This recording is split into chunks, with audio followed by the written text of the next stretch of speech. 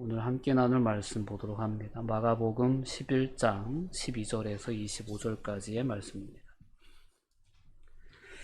한 절씩 교독하여 봉독합니다.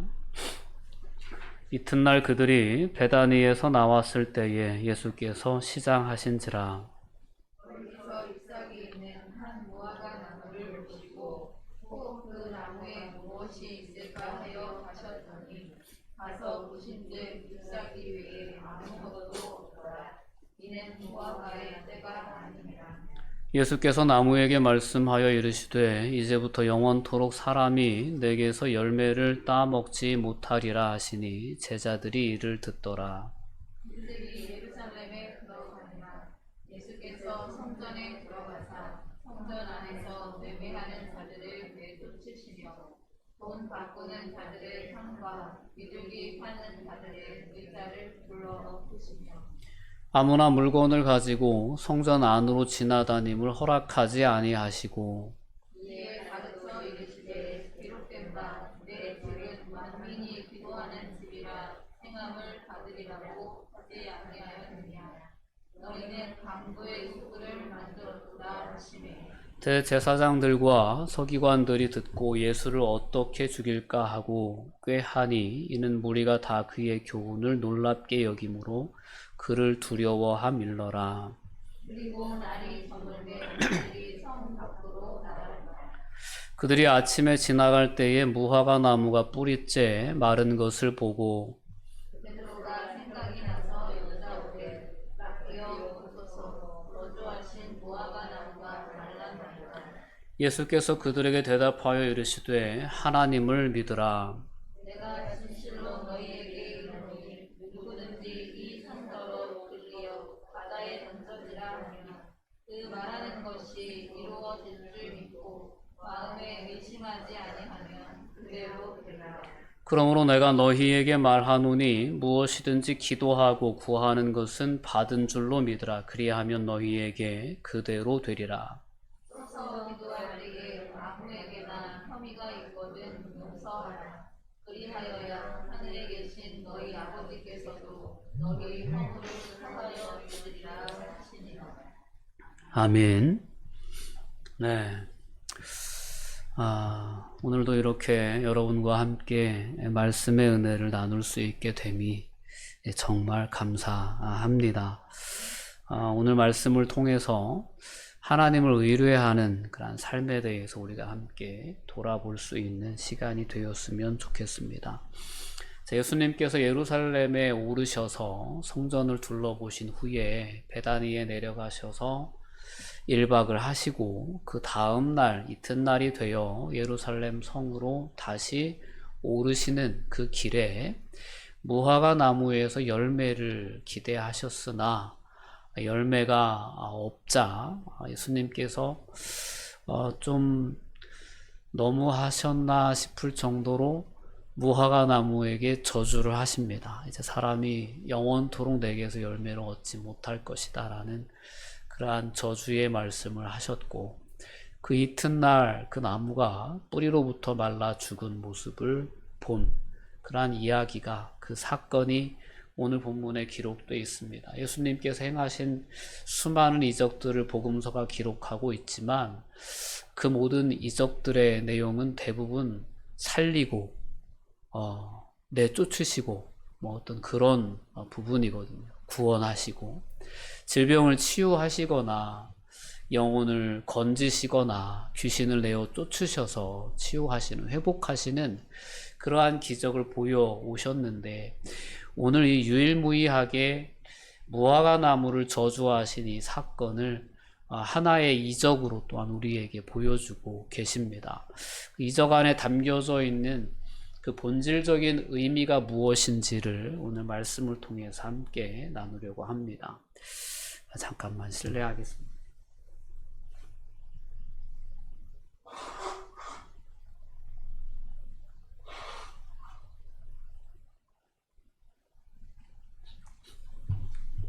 죄송합니다. 자, 오늘 예수님께서 성전에 올라가시는 그 중에 무화과 나무를 보시고 혹 그 나무에서 무엇이 있을까 해서 가셨는데 보셨더니 없는 거예요.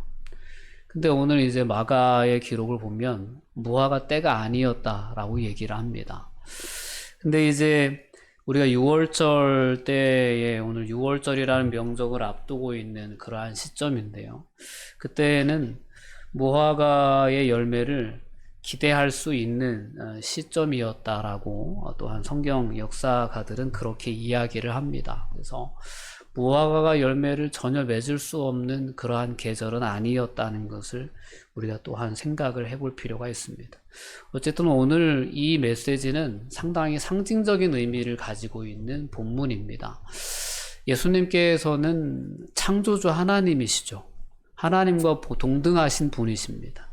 세상의 모든 만물이 예수님을 통하여 예수님으로 말미암아 생겨난 것이기 때문에 오늘 이 상징적인 어떤 이적을 위해서 예수님은 얼마든지 그 자리에 그와 같은 어떤 상황을 만드실 수 있는 분이시기도 하다는 것을 우리가 기억할 필요가 있습니다. 그래서 오늘 이 메시지를 통해서 예수님 너무하신 것 아니냐, 열매 맺을 때도 아닌데 너무한 것 아니냐, 뭐 이렇게 이제 해석할 수 있는 여지가 없지는 않지만 그런 어떤 해석을 위해서 예수님께서 이런 이적을 행하셨다기보다는 오늘 이적에 담겨져 있는 예수님이 주시고자 하시는 분명한 상징적인 메시지가 있는 이적이다라는 것을 여러분들이 분명히 느끼실 수 있기를 바랍니다. 그 이적을 설명해 드리면 구약의 성경에서 무화과 나무는 이스라엘 백성을 상징하는 그런 상징적인 물건이었습니다.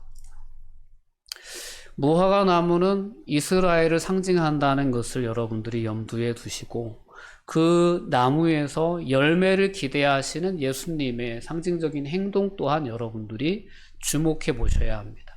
열매를 기대하셨지만 열매를 얻지 못하였다는 그 과정에 그 어떤 상황에 중점을 두고 이 비유를 이해할 수 있어야 합니다.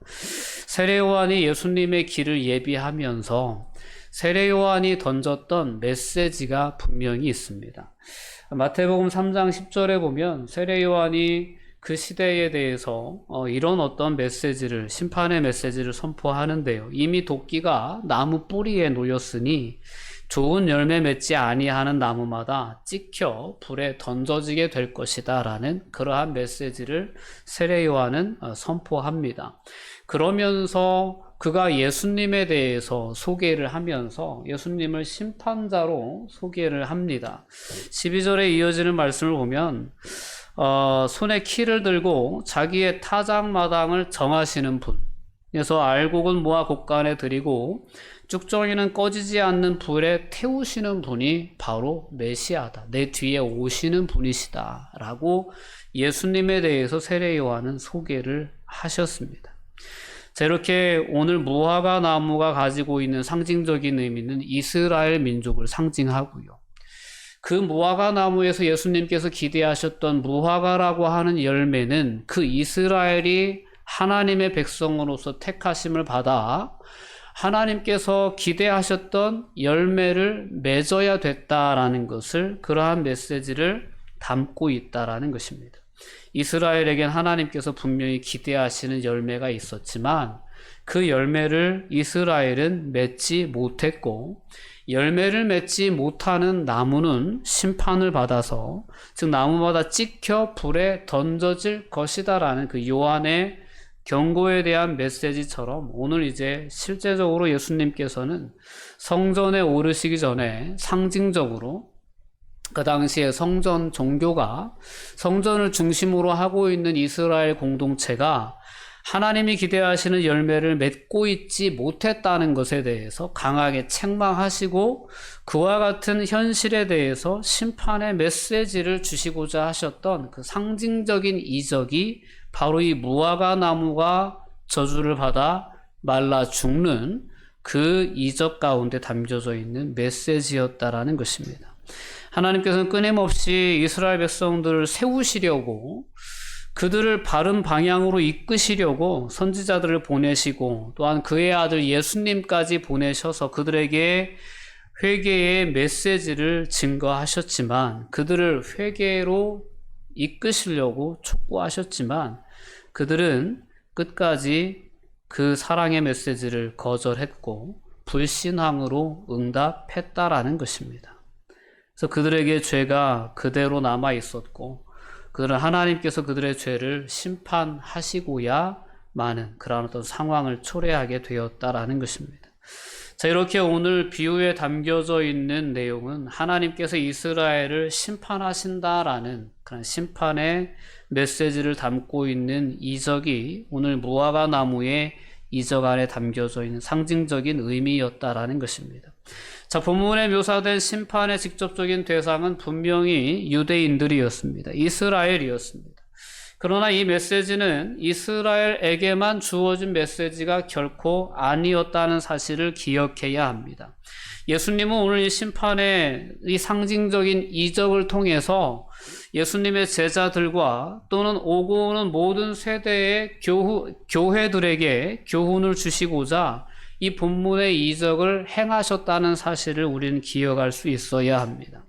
만약에 이 무화과 나무의 상징적인 이적의 교훈이 당시에 그 유대인들, 이스라엘 민족에게만 한정되어진 것이었다면 우리가 오늘 이 말씀을 볼 필요가 없겠죠. 그러나 오늘 이 시대를 살아가는 하나님의 백성들에게도 여전히 하나님은 기대하시는 열매가 있고 그 열매를 맺지 못하는 오늘날의 하나님의 나라, 하나님의 교회의 모습이라면 여전히 오늘 본문의 말씀은 우리에게 주시는 경고의 메시지로 받아들여질 수 있는 본문이다라는 것입니다. 여러분 오늘 말씀을 통해서 다시 한번 우리의 신앙생활을 돌아볼 수 있는 은혜가 있기를 원합니다.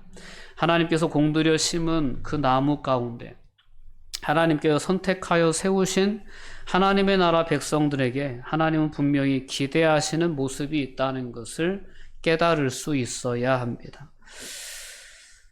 하나님께서 창조하신 모든 피조 세계 가운데에는 하나님께서 세우신 놀라운 그러한 질서가 있습니다. 하나님이 창조하신 풀들도 그렇고 나무도 그렇고 때로는 동물들도 그렇고 그것들은 다 열매를 맺습니다. 그죠? 여러분 이 들에 있는 풀들을 보아도 풀이 열매를 얼마나 잘 맺는지 모릅니다.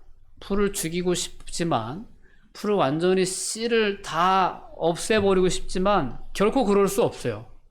왜 그러냐면 모든 식물 가운데 모든 씨 가진 열매들 가운데 열매 맺는 그런 모든 채소들 가운데에는 그런 하나님의 창조 명령이 여전히 작용하고 있기 때문입니다.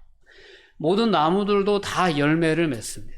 다 꽃을 피우고 열매를 맺어요. 이거는 하나님께서 모든 피조물들을 만드실 때 그 피조물들에게 부여해 놓으신 하나님의 사명이에요.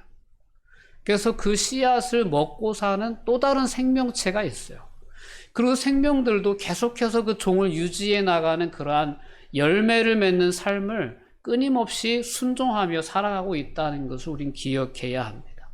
오늘 사람들도 결혼을 하고 출산을 하고 또 다른 나를 닮은 또 다른 생명체를 이 땅에 세워나가는 그 모든 과정은 이렇게 창조 가운데 담겨져 있는 하나님의 명령에 순종하는 모습이다라는 것입니다.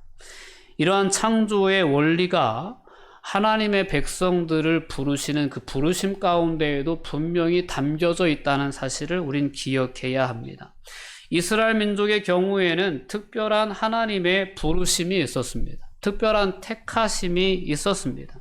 하나님께서 그들의 민족을 부르시고 세우셔서 그들을 부흥케 하신 데에는 하나님이 기대하신 분명한 뜻이 있었기 때문입니다. 하나님은 이스라엘이라고 하는 나라를 이 땅의 모든 나라들 가운데 제사장 나라로 세우셨습니다. 제사장 나라로 세우셨다는 것은 뭐냐면 이스라엘 백성들이 하나님의 백성으로서 이 땅에 존재하면서 그들은 열방의 하나님의 통치, 하나님의 주권, 하나님의 살아계심, 하나님의 놀라운 은혜와 축복에 대해서 증거해야 하는 사명이 있는 나라가 하나님의 나라, 즉 이스라엘이었다라는 것입니다. 그래서 그 모든 나라들이 이스라엘을 통치하시는 하나님, 진정한 왕 중의 왕인 그러나 하나님의 통치를 보고 우리도 하나님의 통치를 받고 싶다라고 인정하며 하나님을 섬기는 나라로 서가기를 기대하셨던 것이 하나님의 부르심의 뜻이었습니다. 오늘 이 땅에 있는 수많은 그리스도인들을 향한, 수많은 교회들을 향한 하나님의 목적 또한 그와 다르지 않습니다. 하나님을 믿고 이 세상을 살아가는 사람들의 삶의 모습이 하나님을 모르고 살아가는 사람들에게 도전이 되고 교훈이 되어서, 야, 나도 그 하나님 믿어봤으면 좋겠다 라고 그를 통하여 하나님을 만나게 되고 하나님을 믿게 되는, 하나님의 성전을 찾아 나오게 되는 그러한 역사로 이어질 수 있기를 기대하시면서 이 땅에 많은 하나님의 백성들을 세워 놓으셨다는 것을 기억해야 합니다. 그렇기 때문에 하나님께서는 지금도 예전이나 지금이나 그 시대를 살아가는 모든 하나님의 사람들에게 하나님은 그와 같은 기대를 품고 계시다라는 것을 기억해야 합니다. 그런데 이 기대하신 열매가 없을 때 하나님은 실망하신다라는 것을 우리는 성경의 역사를 통해 분명히 깨달을 수 있어야 합니다. 이스라엘 백성들은 하나님께서 심으신 포도나무와도 같은 그러한 민족이었습니다. 이사야 선지자의 말씀을 통해서 보면 하나님께서 이스라엘을 세우신 그 노력이 어떠한 노력이었는가를 비유적으로 우리에게 들려주고 있습니다. 이사야 5장 2절 말씀은 땅을 파서 돌을 제하고 극상품 포도나무를 심었도다. 그 중에 망대를 세웠고 또 그 안에 술틀을 팠도다 라고 하나님께서 이스라엘을 위해 행하셨던 그 일들에 대해서 비유적으로 소개를 해줍니다. 자, 이렇게 좋은 나무를 심고 좋은 환경을 조성해 준 주인은 좋은 포도 맺기를 기대하는 것이 너무나 당연한 것 아니겠습니까? 좋은 포도 맺기를 바랬더니 들포도를 맺었다라는 것입니다. 탄식하시는 것입니다. 그들에게 정의를 바라셨더니 그들은 오히려 포악했다라는 겁니다. 그들의 공의를 바라셨더니 도리어 부르짖음만 들려왔다라는 것이 하나님의 어떤 실망스러운 그러한 탄식이었습니다. 그래서 결과적으로 이사야 5장 5절 말씀을 우리가 함께 읽어보면 그들에게 하나님께서 이와 같이 행하신다라는 겁니다. 함께 읽습니다. 이제 내가 내 포도원에 어떻게 행할지를 너희에게 이르리라. 내가 그 울타리를 걷어 먹힘을 당하게 하며 그 담을 헐어 짓밟히게 할 것이요. 하나님은 자기가 애지중지 키워온 그 포도원을 헐겠다라고 말씀하십니다. 왜? 열매를 맺지 못했기 때문이다라는 것입니다. 오늘 우리가 본문에 나와 있는 무화과 나무의 저주의 사건이 상징적으로 그때 당시에 예루살렘 종교, 성전 종교가 열매를 맺지 못했다는 것을 이야기해 주면서 그 열매 없는 당시의 성전 종교가 하나님의 심판을 받을 수밖에 없다라는 메시지를 담고 있다고 말씀드렸습니다. 이와 같이 과거의 모든 이스라엘의 역사는 하나님이 기대하시는 열매를 온전히 맺지 못했기 때문에 심판을 받아왔었다라는 것을 역사도 또한 분명히 이야기하고 있습니다. 그렇기 때문에 오늘 예수님의 이와 같은 말씀을 듣는 모든 유대인들은 그 무화과 나무의 상징적인 이적을 통해서 자신들의 역사를 돌아볼 수밖에 없었을 것입니다.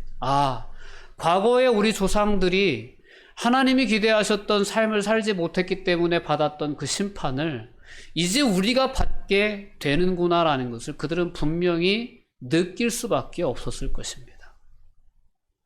오늘 예수님께서 성전에 올라가십니다. 성전에 올라가셔서 예수님이 보신 당시의 성전 종교의 문화는 아주 처참했습니다. 오늘 성전에 올라가셔서 하신 일들이 15절 이하에 기록되어 있는데요. 성전 안의 모습이 너무나도 적나라하게 기록되어 있습니다. 15절 말씀에 보면 예루살렘 성전에 들어가셨는데 성전 안에 매매하는 자들이 있었다는 겁니다. 장사하는 사람들이 있었다는 거예요. 또한 돈 바꾸는 자들이 있었고 비둘기 파는 자들이 있었다라는 것입니다. 예수님은 그 모든 것들을 다 뒤집어 엎으셨어요. 상당히 화가 나셨습니다. 분노하셨고 채찍을 만드셔서 모든 염소나 양이나 이런 거 다 쫓아버리시고 그 모든 환전하는 상도, 비둘기 파는 상도 다 뒤집어 엎으시며 성전에 대해서 하나님께서 가지고 계신 그 성전에 대한 하나님의 뜻을 담대하게 선포하셨습니다. 여러분 본문 말씀 17절 말씀 우리 함께 같이 읽어볼게요. 이에 가르쳐 이르시되 기록된 바 내 집은 만민이 기도하는 집이라 칭함을 받으리라고 하지 아니하였느냐. 너희는 강도의 소굴을 만들었도다 하시매. 예수님이 당시 올라가셔서 목격하신 성전의 모습은 성전이 아니었습니다. 강도의 구렬이었다라는 겁니다. 강도들이 강도짓을 하고 피난처로 삼는, 숨을 곳으로 삼는 것이 강도의 구렬 아니겠습니까? 근데 성전은 하나님을 예배하는 곳인데 만민이 나와 하나님을 인정하고 저도 하나님을 믿고 싶습니다. 저도 하나님의 자녀가 되고 싶고 저도 하나님의 백성이 되고 싶습니다. 열방이 하나님의 성전을 향하여 나아오기를 기대하면서 하나님은 하나님의 성전을 예루살렘에 이스라엘 민족 가운데 허락하신 것인데 그 성전이 오히려 강도의 소굴이 되었다라는 것입니다.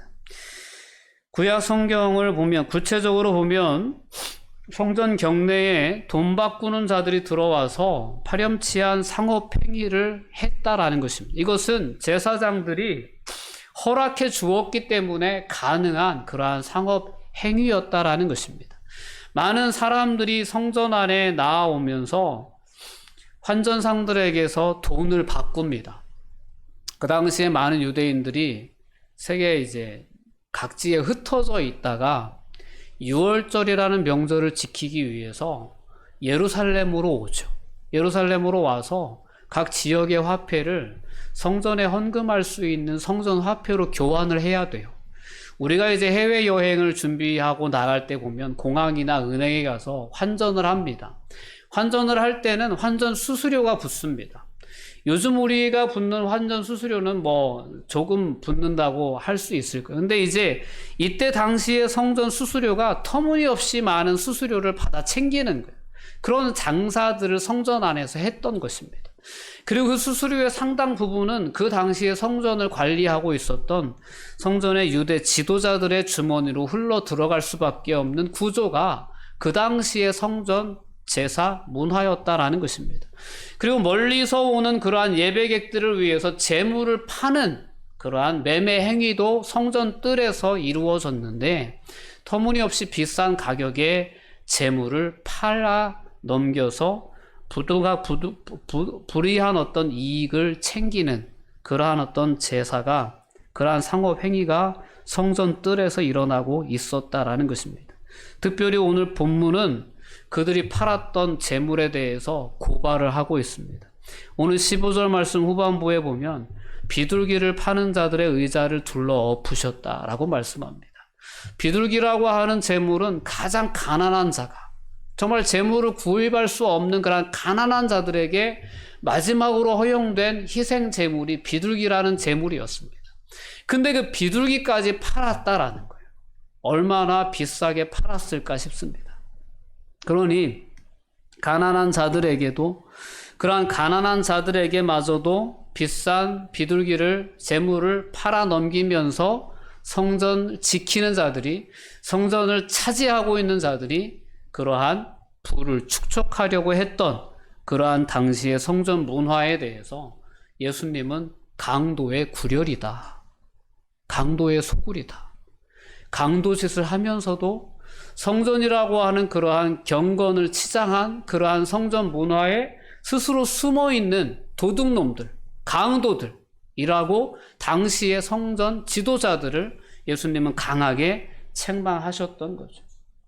그래서 오늘 말씀을 보면 예레미야 7장 11절의 말씀이 그대로 오늘 본문의 말씀 가운데 성취되어지고 있는 모습을 우리는 보게 됩니다. 예레미야 7장의 말씀을 통해서 보면 당시에 유대 종교가 유대 성전이 어떤 모습이었는지를 예레미야 선지자를 통해서 우리에게 분명히 깨닫게 해줍니다. 함께 읽어봅니다.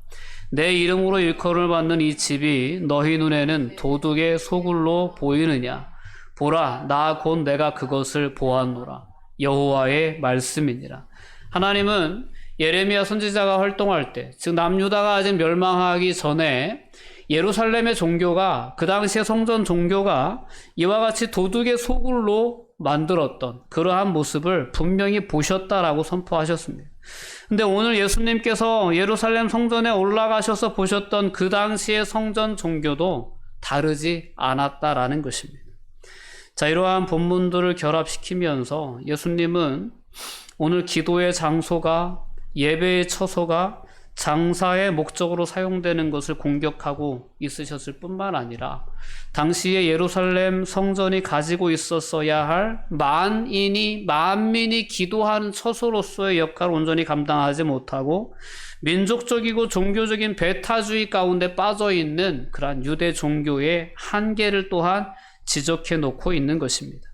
열방을 위한 제사장의 나라로 택함받은 이스라엘 민족이 모든 민족의 빛으로서의 사명을 감당해야 할 그 부르심의 사명을 잊어버린 채 자기들만의 종교로 전락하여 자기들만의 유익을 추구하는 그러한 도적의 종교로 변질되어져 있었다는 것을 오늘 예수님은 이와 같은 비유적인 행동들을 통하여 분명히 깨우쳐주고 있었다라는 것입니다.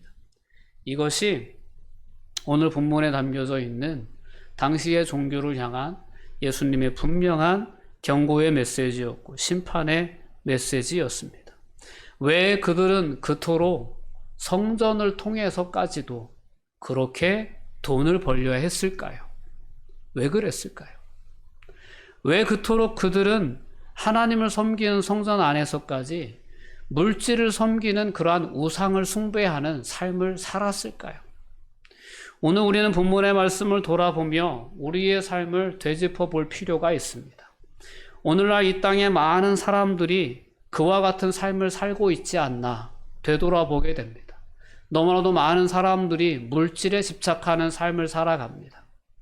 사명을 잊어버린 채 정말 이 땅에 하나님의 백성으로 또한 하나님의 나라를 확장시키는 그러한 통로로 세움을 받았다는 것에 대해서 우리가 잊어버린 채 너무나도 많은 그리스도인들까지도 그저 물질을 모으는 일에 혈안이 되어 삶을 살아가는 현실의 모습이 아닌가라는 돌아봄이 우리에게 있어야 되지 않나 싶습니다. 오늘 본문에 등장한 당시의 종교인들의 모습은 오늘 이 땅에 존재하는 또 다른 교회 공동체를 섬긴다고 하는 그러한 종교인들 가운데 그대로 묻어있는 모습이 아닌가라는 돌아봄이 있습니다.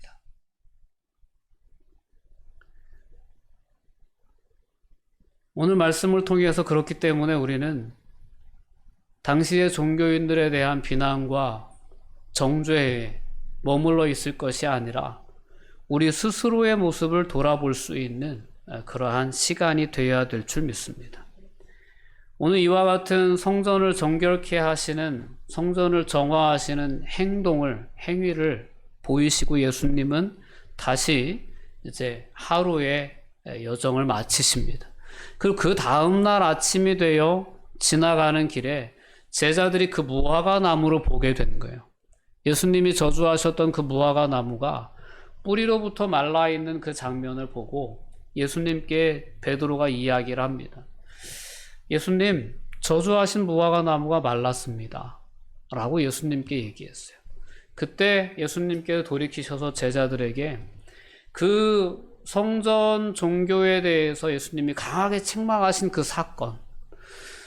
사건을 상징적으로 이제 무화과 나무를 저주하고 그 무화과 나무가 죽은 그 상징적인 이적과 함께 그 사건을 다시금 제자들에게 해석해 주시면서 제자들에게 주신 메시지가 분명히 오늘 본문 가운데 기록되어 있습니다.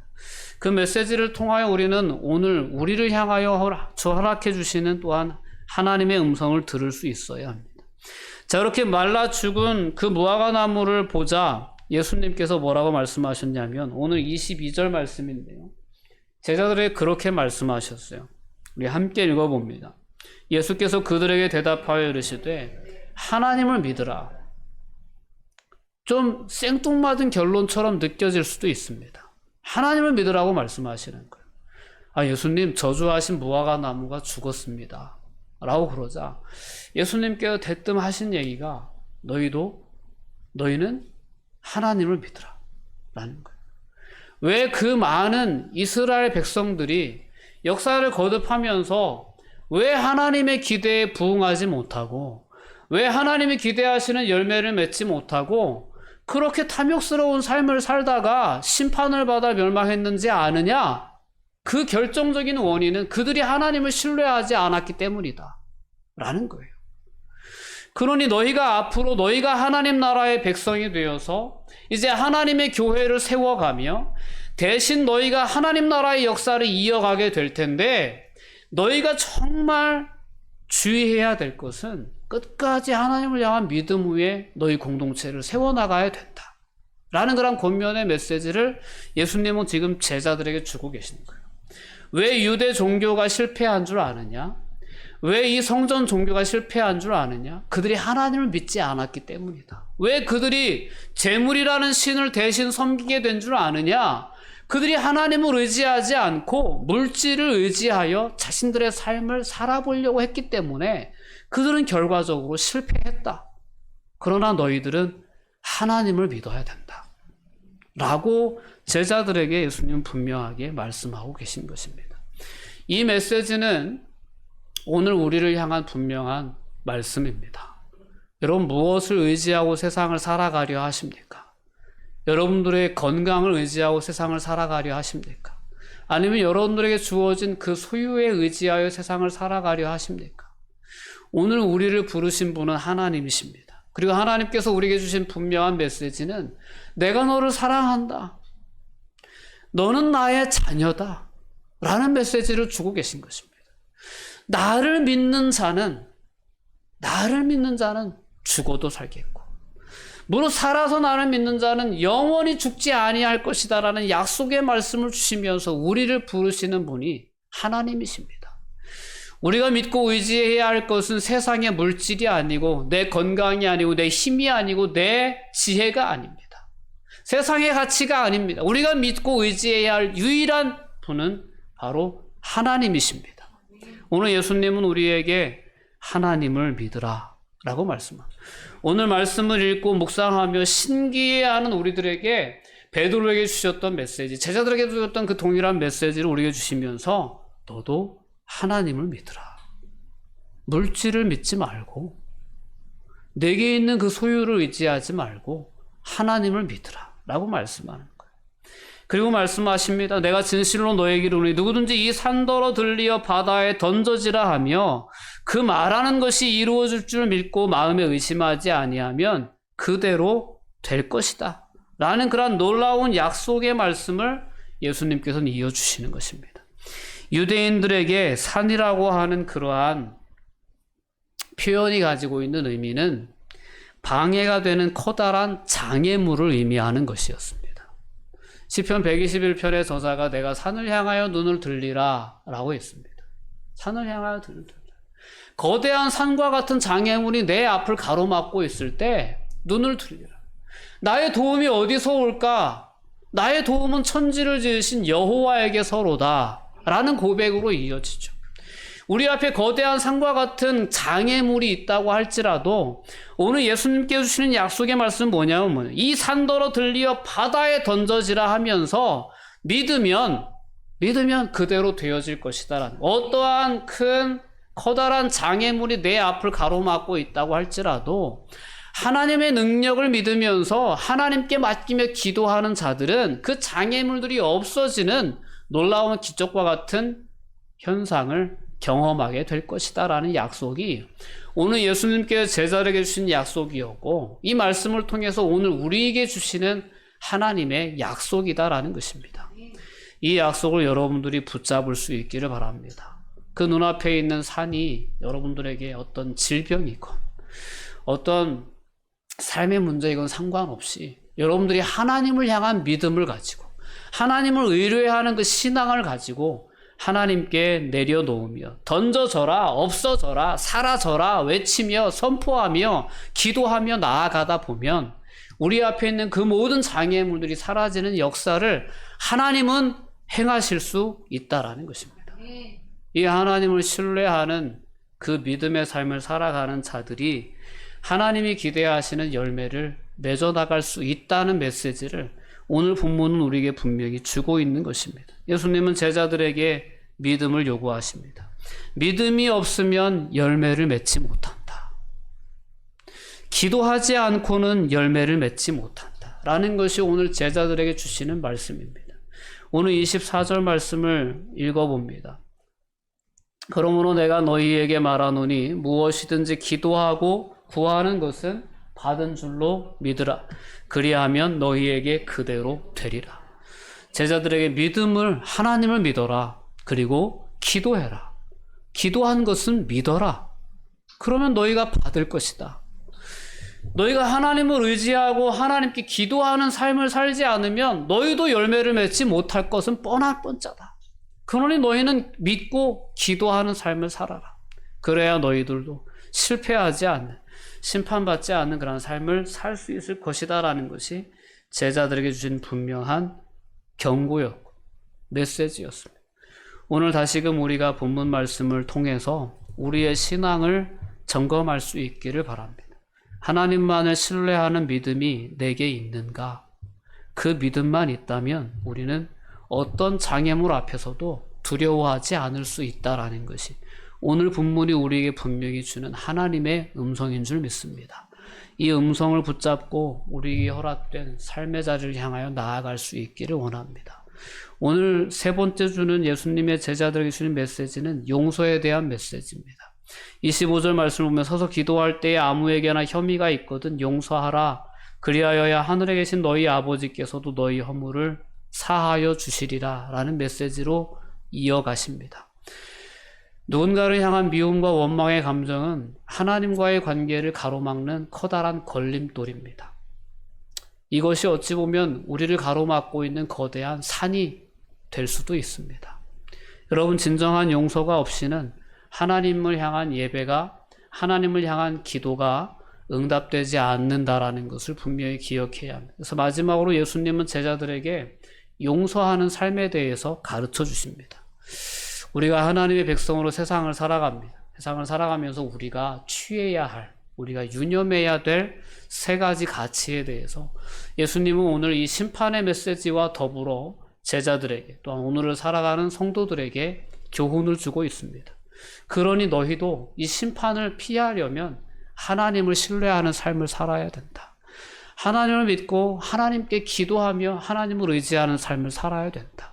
그런데 그 기도가 막히는 결정적인 원인은 용서하지 못하는 그 삶이다. 그러니 너희는 용서하는 삶을 살아야 된다라는 것이 하나님께서 주셨던 분명한 메시지였습니다. 오늘 이 말씀을 여러분들이 분명히 붙잡고 삶의 자리로 나아갈 수 있었으면 좋겠습니다. 그래서 여러분들의 삶을 통하여서 하나님께서 기대하셨던 아름다운 그 열매들이 맺어질 수 있는 은혜가 있기를 주님의 이름으로 권면드립니다. 기도하시겠습니다.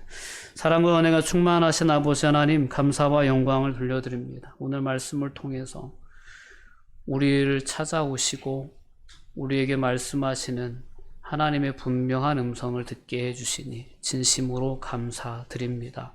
이 시대를 살아가며 하나님이 기뻐하시는 열매를 맺어 나가야 할 오늘의 하나님의 백성, 오늘의 이 그리스도인들이 이 말씀을 통하여 다시금 사명을 회복할 수 있도록 붙잡아 주시옵소서. 우리에게 기대하신 하나님의 열매를 맺기 위해 더욱더 하나님을 신뢰하고 의지하는 삶의 자리에 설 수 있도록 저희들을 붙들어 주시옵소서. 감사드리며 예수님의 이름으로 기도합니다. 아멘.